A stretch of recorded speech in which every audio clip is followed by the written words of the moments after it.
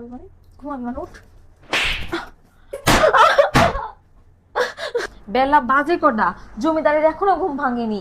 আমি কাজ কাম ছেড়ে চলে এসলাম, আমার এখনো ঘুম আছে।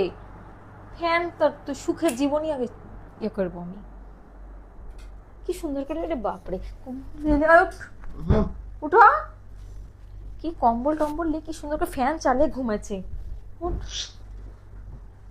কি এই লড়ছে যাচ্ছে আবার ঘুমাচ্ছে। দাঁড়া, তুমি ঘুমানো দিচ্ছি। ঘুমাবি মানে উঠ উঠ। বাজে কটা এখন বেলা?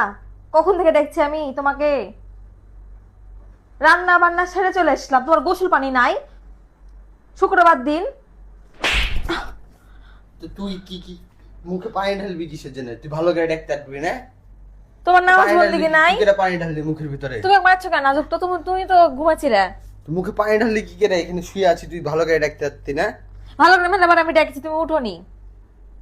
তোকে নাইস নাইস।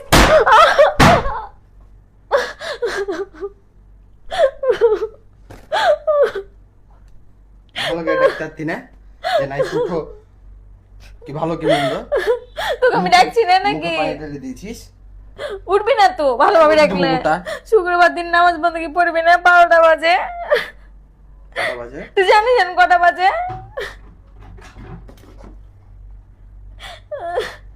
আল্লাহ, 12টা বাজে পাঁচ। ওদিন থেকে মুখে সামনে থেকে ছাড়।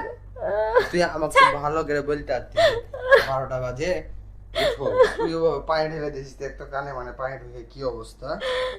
কি করবে? কখন থেকে তোমাকে আমি ডাকছি তুমি জানো?